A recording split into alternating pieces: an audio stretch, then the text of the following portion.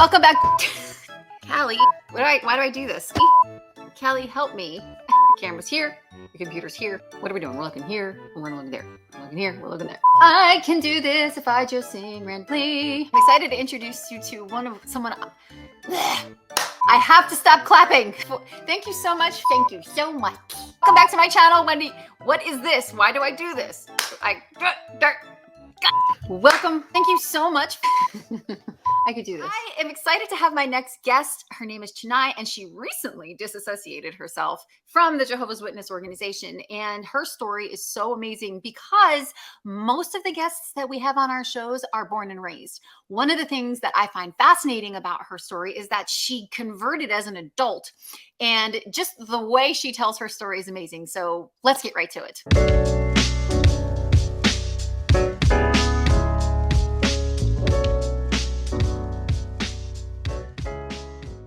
Before we begin, I want to thank you so much for liking, subscribing, and sharing our videos. As I say in every intro, it just means that with every subscriber, we are that much closer to people watching and understanding and knowing that there really is peace and love and healing on the other side of indoctrination. Be sure to like and subscribe and hit that little bell at the top. That'll let you know every single time that I post a video. Be sure to check out my TikTok channel where we just kind of have really cool conversations in the comments. Hey, Chenai, welcome to my show. I'm so excited to have you here. Hi, Wendy. Thank you for having me. I want to hear all of it because we do get a lot of people on our show who were born and raised, and it's actually not common to get people who were, fully adulted. What kind of a word is that? Fully adulted. And then they made the conscious decision to join the religion. So catch us up a little bit on where you're coming from and go. Okay, so I'm actually originally from Zimbabwe, born and grown up there. And then when I was 16, I moved over here. That was 2009. So I started a weekend job. And that's when I actually started studying the Bible, because the owner of the salon where I was working, she was one of Jehovah's Witnesses and a pioneer. So she started studying with me. And while I was studying, though, my family, the relatives I was living with, they were opposed. They were not happy with it. And eventually they kicked me out. And so that was when I was 18 now. So I had been studying for almost 2 years. And then after I got kicked out, my boss took me in to her home, and I got baptized in November 2011. It's interesting. We've had previous conversations, and you mentioned that even when you were a child or growing up, you did have some kind of a spiritual or religious pull. Can you talk a little bit about that and how it related to your feeling that becoming a Jehovah's Witness was right for you? Yes. So I lost my mom when I was 6 years old. And so that I remember the first thing I was told as soon as I heard the news was a family friend took me in her lap and she said to me, your mom has gone to heaven now, and she's with God now. And that put a question in my head: why would God need my mom? What for? Like, if he's God, he has everything, he's all powerful. Wow. What do you need her for? Yeah. So that would make me think about the Bible and God a lot. And I would have questions, even because my family was quite religious, so they would go to church a lot, and certain things I didn't understand. The Trinity didn't make sense to me, and also seeing a lot of hypocrisy and things like that just didn't sit well with me. So I had always had questions, and I remember reading the book of Revelation as well in high school and just being like so fascinated by it and feeling like, these things need to be happening and stuff. Wow, you read Revelation in high school. Wow, yeah. Most people are reading like Canterbury Tales or like Shakespeare, but no, this girl's out here reading Revelation. Quick question: when you were taught about how you were going to see your mother in heaven, and as you're going through growth and development, what was that like for you? Like, because to be honest, be reunited with a dead loved one in heaven, that would, by those doctrines, you would have to die to meet up with them Yes. again. So what was that like for you, as learning that as a young child? Well, I think that is what actually is the root of my struggle with suicidal feelings, because Aw. that it was logical to me. If I die, then I'll see my mom. So Mm. yeah, from a young age, I did have suicidal feelings and, a lot of depression and anxiety, as well, because when my mom died, I then lived with my mom's sister, my aunt. And I put it like that because of how distant our relationship is. It wasn't a good relationship. Like, I think it was the contrast between, because my mom was very loving, very warm, very affectionate. And then all of a sudden I'm with my aunt, who is very different. She's very authoritarian, very top down. And, yeah, it just didn't, we couldn't get along. So it would make sense then for you to just want to go be with your mom. Yes, exactly. I'm So, so sorry you went through that. Let me just pause for a minute. mm, That And that's why a lot of people end up converting, is because of yes, the hope. So yes, now you're older and you're studying. Continue. yes. So actually, that's how the Bible study was offered to me, because Mm. my boss overheard me talking to a client, because the client was asking about me, and she overheard that I'd lost my mom at a young age, and she was like, "Well, do you want to see your mom again?" And I was like, "Yes." So that's kind of started everything going. Yeah. Yeah. So yeah, I really, really wanted to believe in that, and that was really the main pull.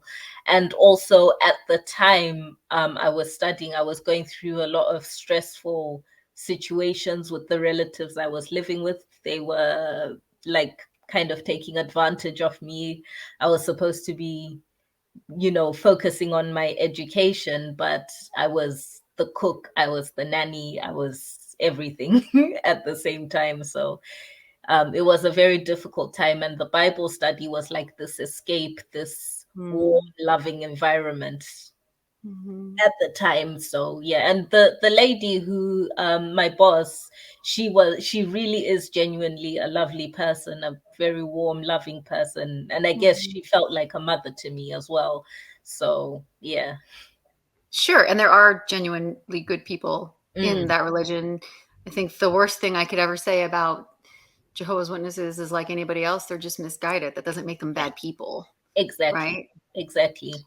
So then what happened? So what, you got baptized and you studied for Yes, 2 years, and then you yes, get baptized yes. and And continue. so I'm living with um, my boss in her Mhm. home. And what I realized is she was actually in a very abusive relationship with her husband at the time. And I was beginning to start seeing some cracks with the organization, because um, she would speak to the elders about things and they would take his side, and Mm. they wouldn't really listen to her or what she was going through. And what I was seeing was like really serious emotional abuse, psychological abuse. And if he could have been physical with her, if she wasn't such a strong person, then Wow. he would have been. I definitely feel he would have been violent as well.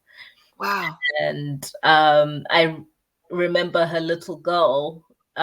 It was so bad that her little girl, like, we would go to the meeting, and when we're coming home, her little girl would say, "Oh, mommy, can't we go to a hotel or something? Do we have to go home?" Like, so yeah, that's the kind of environment, she was in, and it was so difficult for her. Thankfully, eventually, she managed to divorce him. But And that was, they were witnesses, and they would go to the Kingdom Hall and act like nothing happened. yeah, well, he wasn't a witness. He was Okay. studying. He was Mhm. studying the Bible. So I feel like maybe the elders were trying to appease him, to try and get him into the religion, instead of actually Certainly. listening and seeing the situation for what it was. And Right. And yeah, she even had a fear of like answering up because he would be in her ear, literally in the Kingdom Hall, in her ear, saying, "You're stupid, you're this, what makes you think you can answer up," and all this, Wow. and doing that in the Kingdom Hall Mhm. to her. Mhm. Yeah, but obviously no one would realize what's Right. happening. Yeah, Of course. Because yeah, silent abuse doesn't have bruises. That's why. exactly, exactly. Yeah. Hmm. So eventually, he obviously didn't like me because I'm very honest and direct, and I don't like play along with, abuses. And so he didn't I want like me. you. I like you. We're friends. That's just Yeah, not okay. And yeah, I will cut exactly. someone. Exactly. So yeah, he decided he didn't want me there anymore. So um one of the ladies we were studying with actually took me into her home, and I was basically using her dining room as a bedroom for a I mean, while. two birds, one stone, sleeping while eating. Yeah, yeah, No.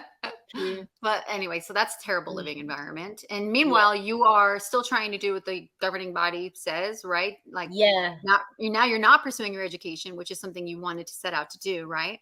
Exactly. Mhm. So I, was convinced by the rhetoric about higher education being refuse and, it will corrupt your thinking and, it's Satan's institutions and all that. So I fully bought into that. And my teachers were livid because they were like looking at Oxford or Cambridge for me, and like, yeah, they were not happy.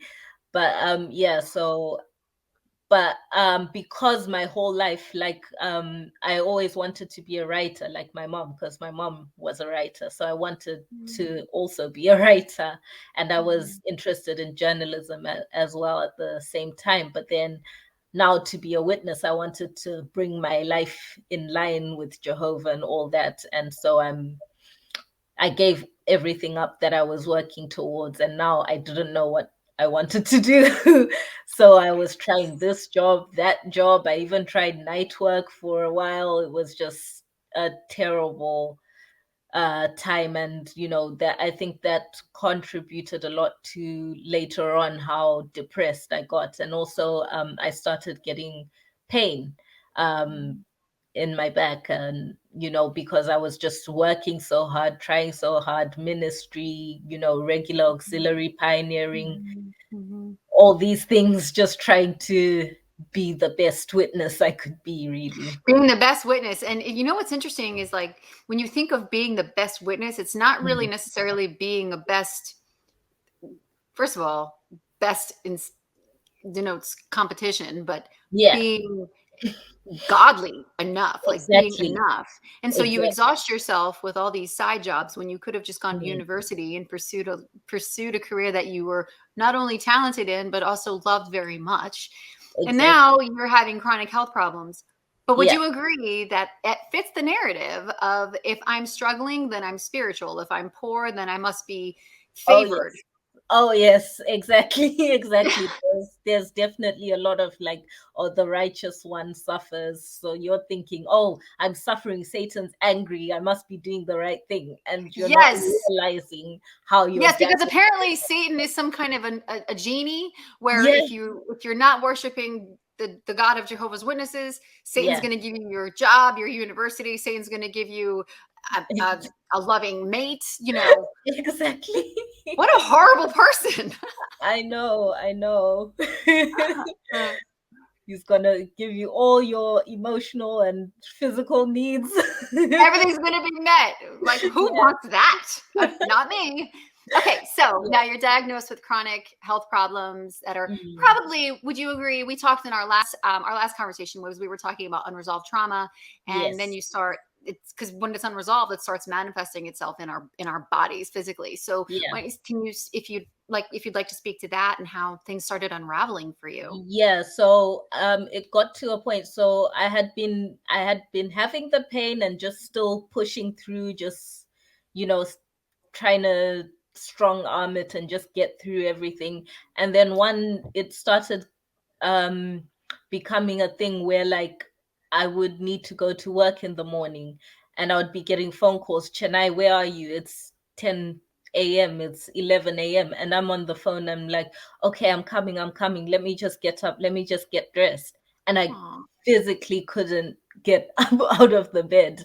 And Mhm. yeah, it was just, and then I would be like in bed for a month and I would have like major depressive episodes and all of this. And it got to the point where I just had to stop working. I couldn't work anymore. Oh gosh. And what that meant is also I couldn't continue living where I was living anymore because I couldn't contribute anything. So yeah, I had to approach the government for help at this point. And Smart. yeah, that's Mhm. how I was able to, get into temporary accommodation. Um, yeah, so that's when I also started therapy as well. Mhm. And I at the time I was still very much PME, even throughout the whole time I was in therapy, but I still feel like there were seeds planted in my mind, one of which the therapist would always say to me, Chenai, you're always talking about what you should want, what you should do, and what you should think, but what do Mhm. you really want? What do you really think and what do you really feel? And that really Shoulds. stuck with me. Yes. Yeah. Well, what do you think of that? Where do you think that came from? Um, I think it came a lot from childhood. Like Mhm. as I mentioned, my aunt, I believe my family suffers with a lot of narcissism. Mhm. And, I remember her saying to me once, because as I said, I tend to be quite an honest person. I don't like pretense. And That's why you're on my show. yeah. So there was a time where she was telling me this story about something that happened, and I just wasn't interested. And it was clearly showing on my face. I was listening, but I clearly wasn't interested. And she's like, "Oh, you should look like you're interested even if you're not. You need to smile and laugh and act like you're interested. That's what a good child does." Yeah, things like that. So there were always Wow. those kinds of messages. Oh, you're so stubborn, you're like your father, you're like this, you're like that. And so even though I would rebel against it at the time, it still was messages going into my head that the way you are is not right, you should be different. And so in the organization, that is their whole thing, is this is how you should be as a person. So it just fit in well with that early, Comfort. relational Comfort. yeah, exactly. I was used to being told what I should and should not do. And you know what's interesting about that is Mhm. that I was raised in complete dysfunction also. Mhm. I mean, even on the podcast and in this video, sometimes I'm even like, I am real time talking about dysfunction. Life is dysfunction. But Yeah. sometimes when we don't resolve that dysfunction, we tend to look for it and Yeah. not even conscientiously. Sometimes No, we no. look for it and we recreate it. Yeah. And even in the organization, for me, a lot of my relationships were dysfunctional. Yeah. And again, I love that you mentioned it goes back to childhood. Yes. Interestingly, I just recently had a conversation with someone and they were discussing with me about their family member who was also suffering from depression. Mm. And, depression can have, I mean, disclaimer, depression can have so many pathological reasons. But as it pertains to Jehovah's Witnesses, this particular young person Mm. wanted to have a position, was waiting to be appointed in the congregation and got overlooked again and again and again. And Mm. now this person is wondering why they're so depressed and have no joy or zeal for life. And Mm. wouldn't you agree that, and I've experienced that too, we don't relate it to what happens in that organization. We don't It's give it true. any thought that that's what it could be. Yeah, we think it's me. There's something wrong with me. Yes. I must be the problem. And we're not Yes. seeing the way the organization is manipulating us to feel that way. Hmm. Yeah. Yeah. It's Beautiful. yeah. So you get through therapy, and Yes. which I mean, I'm pretty vocal about how I'm a big proponent of that. So that's Yes, brave, and congratulations on doing that. thank Um, you. so then what happens? So what's next? Yeah, so then I had to move around a bit because of, my living situation. I had to move to temporary accommodation. And so I moved to a different congregation. I did, before that, I actually was in the Korean language group. Um, Wow. yeah, that was Mhm. yet another attempt to, well, actually, that was like an outlet for me because I, Mhm. was exposed to Korean culture like through YouTube and stuff, and I just fell in love with it. And I was like, oh wow, here's something that I actually enjoy doing. So, Yeah. I found like a loophole of a way to spend time on it, you I know. found a loophole. I found a way to kind of be happy, and Yeah, I'm in, it's in this pursuit of getting prayers answered. So that yeah, looks good. exactly. So yeah, so I was doing that, and then but my home congregation, was quite a warm congregation, like Mhm. too warm in some instances because they were always in your business, but they were quite a warm congregation, quite a loving and understanding congregation. Then I had to move, because of my housing, and I was like, my health was progressively getting worse. And Wow. so I just had to stop the Korean and move to this other congregation near where I lived. And it was just quite cold, quite businesslike. And, I had heard of such congregations, but I'd never been in one. So, Mhm. it was yeah, it was an experience. And the just some of the people there, I felt quite uncomfortable around some of them. And it was just, I started missing meetings quite a lot. And the elders, when they would like shepherd me and stuff, they weren't understanding. They didn't quite understand the link between, I wasn't missing meetings because I wanted to miss them. I was depressed. I was hardly able to brush my teeth, let alone get up and go to the Kingdom Hall. Yeah, and everybody knows clearly that that is a lack of faith. I mean, let's be real. Yes, of Okay. course, of Your course. depression is your fault. We all know that. Exactly. So And anyway, so you're single at this point in time, right? Which oh already yes, kind of makes you weird in the oh yeah, organization. oh yeah, yeah. A single sister approaching her late 20s, struggling Oh no, the horror. Now we have a single with sister who is like yeah, sickly, yeah, depressed. yeah. And I found What could go wrong? exactly. And dating in the truth, actually, in the religion was, Mhm. I found it very difficult because, like, especially as someone who had come in from the world, Yeah. um everyone else knew each other. They had known each other since they were children. I wasn't in the friend groups. I wasn't in, around people my age. Mainly, most of my actual friends were a lot older than me. And So that's so, interesting. Coming into the religion as an adult, yeah, you had a totally different perspective as to how relationships, all kinds of relationships, yeah, are formed. When yeah. you first came in, so you would have an excellent perspective Hmm, on what the love bombing actually is like. Because when we hmm, were children, we don't really yeah, know what love bombing feels like until yeah, hindsight. We learn yeah, about yeah, it. yeah, yeah. Would you say that for someone who was new as an adult, that that was what actually grabbed you, or was it the doctrine? It's fascinating. Both. So with the Mm, love bombing, especially because I was, that poster child that was kicked out for the religion, you mhm. know, I was like, oh, look at her, such a example. Oh, look, her answers are so amazing. And, especially that initial stage, everyone wants to be your friend. Everyone is talking to you.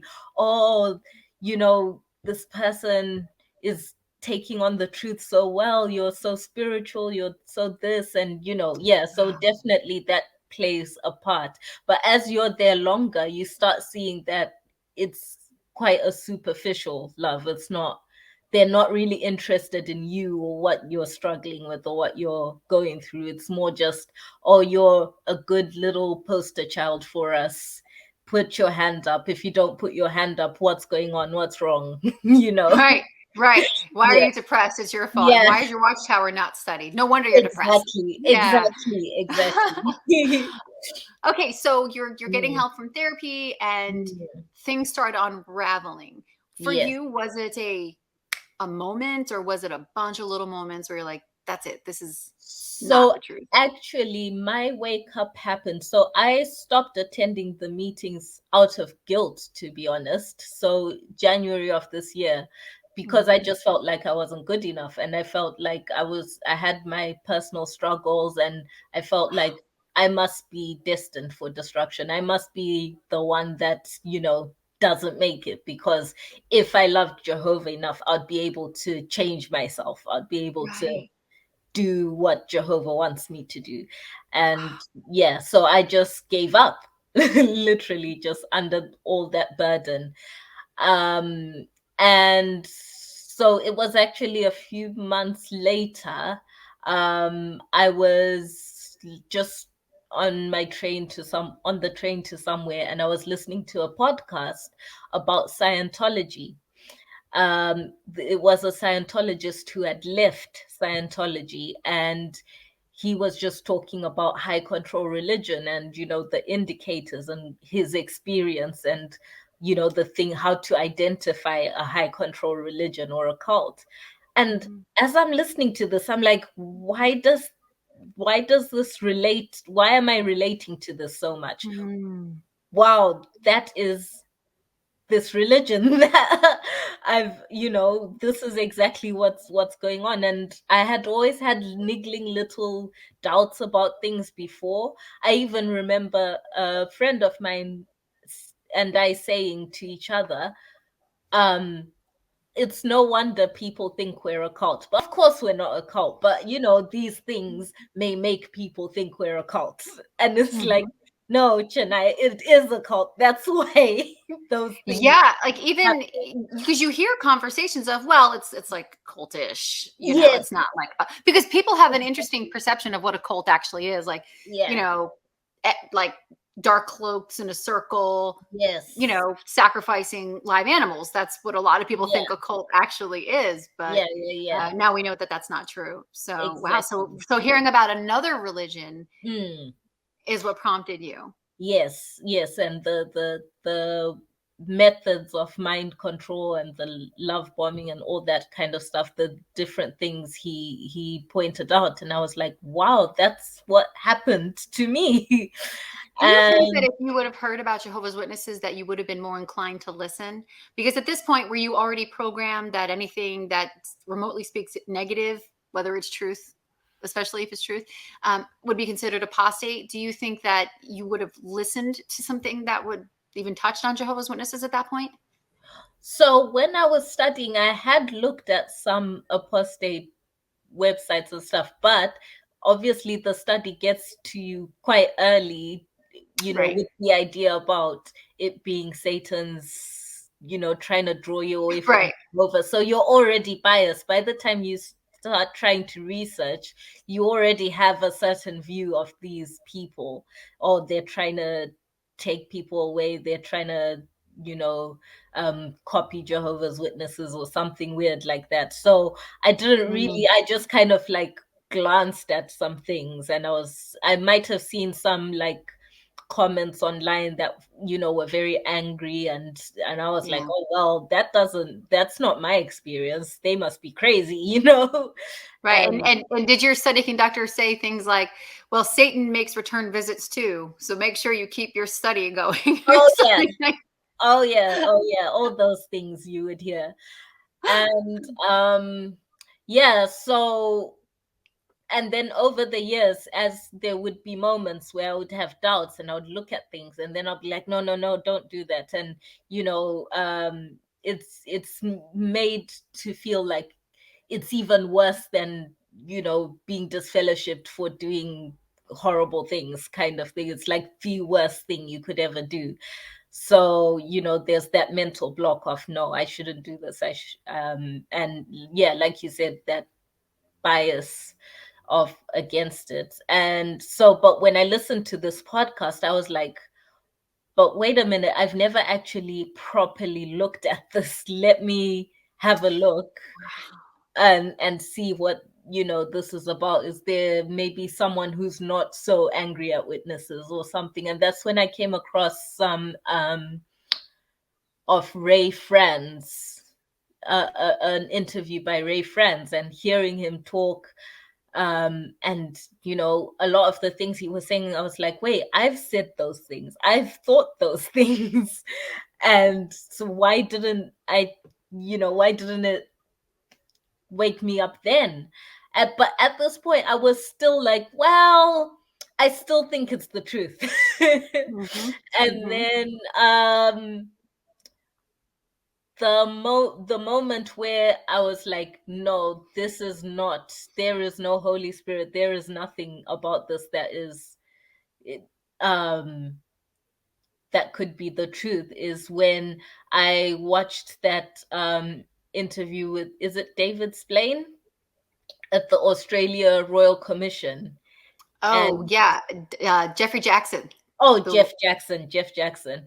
Are you referring to the part where, because I think you've mentioned this in our previous conversation. Okay, so we're on the same page. Okay, yeah. Yeah, where he says, the lawyer asks him, would you say that you are the only channel that God is giving spiritual food to the world through in today? And Jeffrey Jackson says, oh, that would be presumptuous to say. Oh, that would be presumptuous of us. So I said, okay, so I will take my presumptuous self and stop telling people that, because I love it. That is what I gave 10 years of my life to that belief that you are the channel, God's spirit directed organization. But no, I'm presumptuous. Okay, I'm sorry. I love that you flipped it like that. I actually didn't make that connection. Oh, so you're saying that I'm presumptuous for believing what you say? Okay, then. Exactly. And that was just the light bulb moment. Like, this is all a lie, because that is the perfect, can you imagine? That's a perfect witness. That what greater opportunity to be a witness than that moment. And that's all he said, it would be presumptuous. So that's when I started really researching the child sex abuse and just seeing all that filth, and I was just like, there is no way that this could be, something from God, because, and if, okay, let's say that it is, then I might as well be Catholic or whatever, because you're no better. You've been telling me you're the better one all this time, but you're the same as all the rest. So what's the difference? How am I supposed to know the difference? So you're not going anymore. You're struggling with your pains and your depression. Yeah. Would you say that while you start unraveling this, your symptoms started improving? Okay, so when I stopped the meetings, so this was even before the research or anything, I expected to get more depressed. I expected to go on this downward, like, self-destructive path. And I'm like, why am I so at peace? Why do I feel good?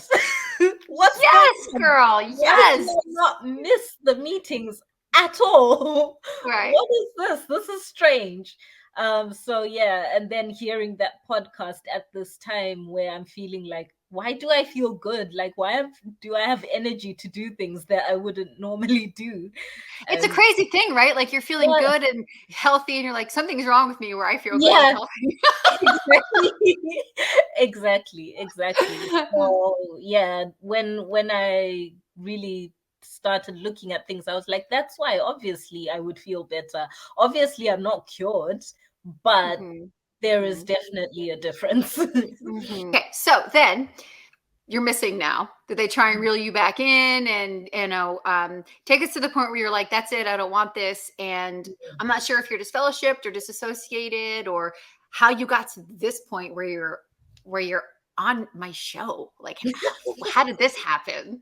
Well, so obviously I would get the occasional text like, oh, what's going on? How are you feeling? Oh, I sent a message to a few of my close friends and to one of the elders. I had moved back to my home congregation at this point, and just explaining that I no longer think or believe in the organization, and I will be writing a disassociation letter, and wow. that is how I feel about it. And to my friends, I said, if you want to hear why, my reasons, then feel free, and I'll let you know. Um, so yeah, no, actually, there was one person that I sent it to that I knew would tell the elders. So I didn't tell the elders, she told the elders. Yeah, you always tell that one person who you know is going to tell everybody. It makes your life Yes, so much easier. yes.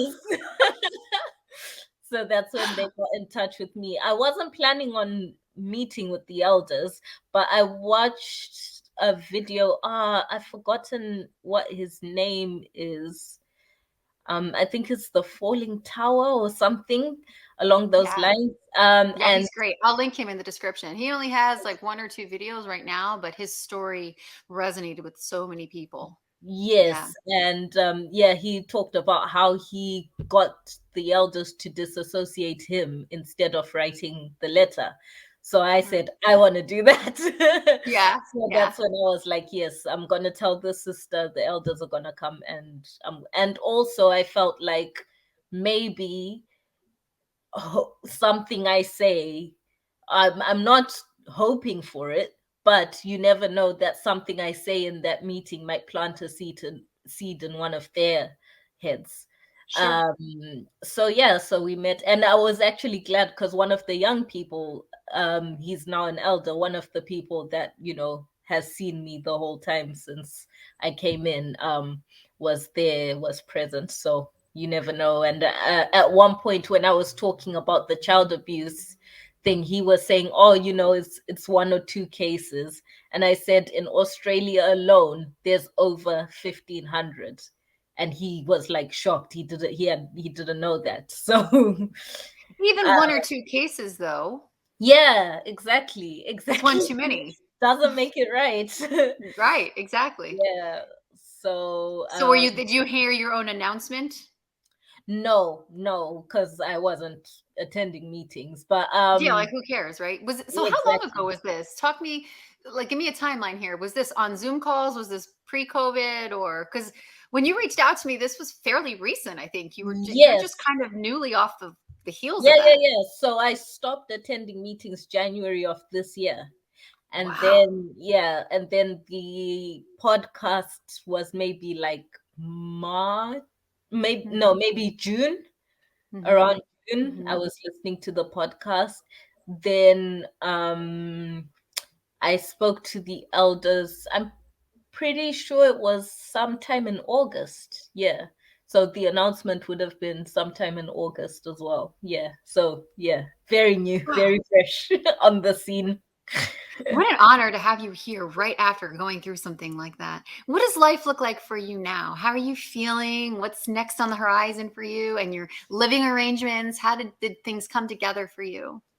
Yeah, so at the moment, in terms of my living situation, I'm still in temporary accommodation, but I Mhm. should be getting something more permanent soon, thankfully. Mhm. I am planning on starting university, hopefully next month. I'm going to be Yay! studying psychology, and I'm also going to be using that time to really like focus on writing and trying to maybe do a book because A book. I mainly write poetry. I've never like written like prose or anything like that. So Mhm. um Mhm. that will be my focus. And Mhm. I'm just exploring, getting to know myself, and also working to get rid of guilt about just normal emotions and feelings and desires that we all have as humans. you know um learning that it's not wrong, it's okay. It's okay Yeah. to like someone, and it's okay to, fall in love with people who may not be, perfect, or, this spiritual whatever. So I'm actually dating someone as well now. So Oh yeah. my gosh. Well, I want to talk about that off camera. Yes. I am so happy for you. How are you Thank feeling? you. How's your health since all of this? Because Yeah. even though we make the decision to leave the organization, Mm. everything you went through is still a series of traumas. So Oh yeah. how are you dealing with all of this now, physically and mentally? Yeah, just one day at a time, really. As I said, it's not like I've been cured of my chronic pain or depression or anxiety, but Right.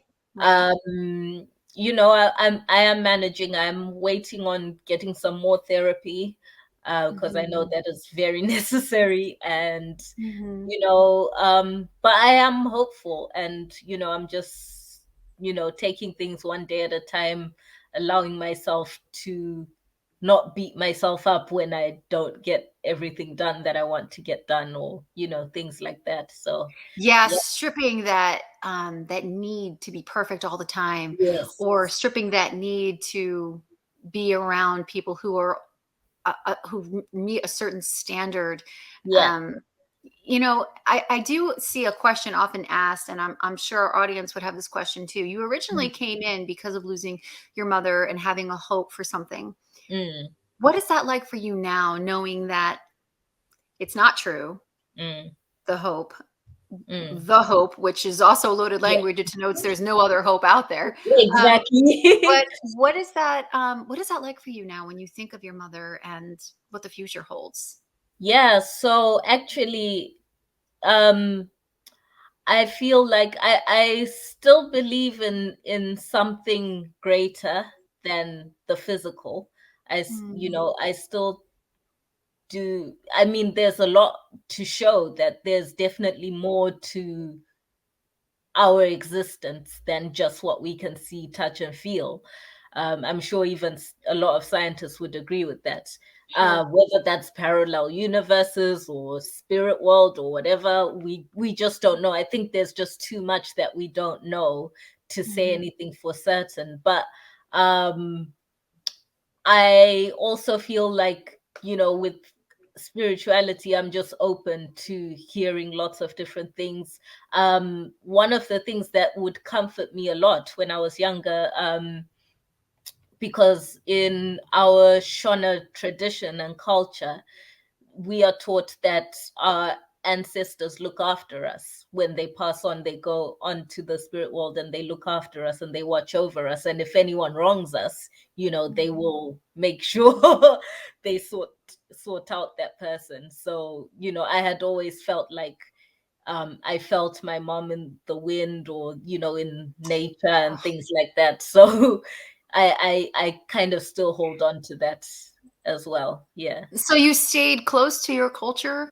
Yeah, Wow, I surprisingly. love that. We Yeah. didn't cover that because you said you Yes. were a child in Zimbabwe, but you never said Yes. that you adhere to some of the culture. Oh, yes, yes. Because Zimbabwe is a very Christian country, but it's also uh can be quite traditional as well. So my family, they were very Christian, but they Mhm. also adhered to a lot of traditions and culture. So I am grateful for that, because it helped me stay grounded in my identity. And even like in the truth, you'd hear people say things, and I'm like, yeah, but the Bible doesn't say anything against that. It's just culture. Right. It's nothing to do with the Right. Bible. Yeah. Yeah. I know, Yeah. and I know a lot of people who this is such a common thing in the XJW community is Mm, where people are holding on to the belief system of the resurrection mm. because it's natural to want to see your loved ones again. Oh yeah. And the amount of pain that occurs when you wake up to the fact that that's just Mm, not accurate. It's mm, really awesome to see someone like yourself reconcile that, because it's a lot of people, I've heard quite a few people say, I don't want to wake up my family members because they're holding on to the belief system. mm, It's all they have. mm, So if you were to give advice to someone about that, and you especially know, because you held on to not only the belief of heaven with regard to your mm. mother, but then you held on to the belief of the resurrection. What Yeah. would you say to someone like that who is really wanting to leave the religion, but Mm. there's this the hope is so looming over their head? I guess I would just say there's so much we don't know, Mm-hmm. and who's like how can I put this? I just feel like um no one has ever died and come back and said this is what death was like, or Yeah. if if I'm saying so. I Yes. maybe because I like love science fiction, and there's a lot of different concepts, like in which one is it? Even if you think of the Matrix, you Mhm. know, the like, how do we know that our experience and what we're going through isn't just some big experiment? How do we know that God isn't just some scientist in a lab doing things, and Wow. you know, I love it. Yes, you're just like beyond this black and white in this little box thinking. I yeah, love yeah. it. There's just the universe is too big. Like, Yeah. there's so much to discover and so much we don't know. And Mhm. like, I f- I find things like that exciting and interesting, and there's a lot of when you and I think because I had, even as a child, I had looked into a lot of different religions and read a lot of stuff.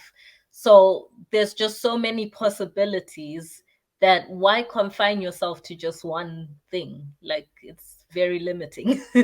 Oh my gosh, such a positive way to look at this. I mean, after everything you have been through, you still find a way to kind of narrow it down to, you know what? I'm okay with the fact that we don't know everything. And Exactly.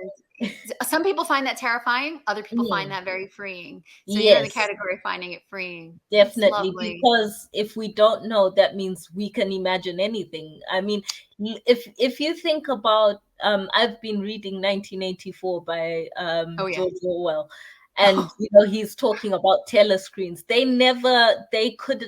would never have believed those things would actually exist. Those things in that book now exist. He was just imagining. He was just pulling things out of his head, and they exist now.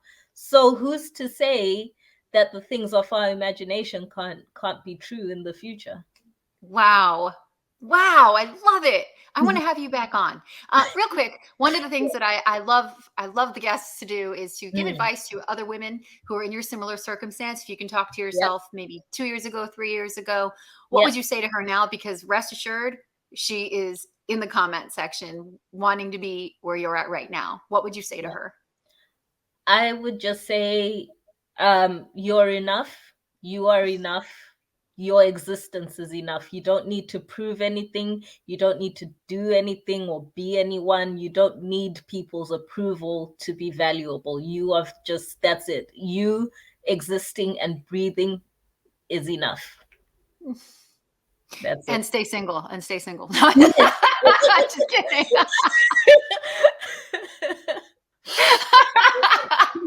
I had to add a little spice. Yes. So if someone wanted to contact you, Mm. what is the best way to reach you? I could put your information in the contact I could put your information in the Description. that's it. I could put your information in the description box for someone who wants to reach out to you. Interestingly, a Yeah. lot of people who have been on my show, they Mm. do actually have people reaching out to them, because this is Oh, what I keep saying. Your story will always resonate with at least one person. And if mm. one person feels heard and understood by us telling our stories, then it's all worth it. So Oh, what yeah. is the best way to contact you? Instagram, Chenai Taku 93. Yep. And also, if you could check out my blog, chenaitakundwa.tumblr.com. You can read my work on there and maybe comment and like and all that stuff. Yes, Yeah. definitely. And we would love to have you back on and catch us up and see where you've been. Yeah, definitely. I'd love that. All right, Chenai, thank you so much. Okay. Bye. Thank you so much for watching. And remember, you can always reach out to Chenai if you want to reach out to her, if her story resonates with you. Remember, this is why we're telling the stories, because without fail, there is always someone in the comments who can relate to the person that I'm having on my show. That's why we're doing this. Your story is in the stories of others. As always, if you would like to come on the channel, if you want to share your story, if you have a skill you want to share with our audience, please email me at wendirenay@gmail.com. We'll get you on the schedule. Be sure to like and subscribe and hit that little bell at the top. That'll let you know every single time that I post a video. My next upload, it's going to be awesome. I'm having a panel of women on this show. These amazing women who have stood up against narcissistic abuse, who have spoken out about how we were told to be silent for our entire lives. And we're going to cover the topic, women are to be silent in the congregation. That is actually a talk coming up in November. But when that talk is going to be presented to the congregation by a man, you come back to my channel and we'll have a bunch of women talk about it, the women who've experienced it. All right, take care. We'll see you next time.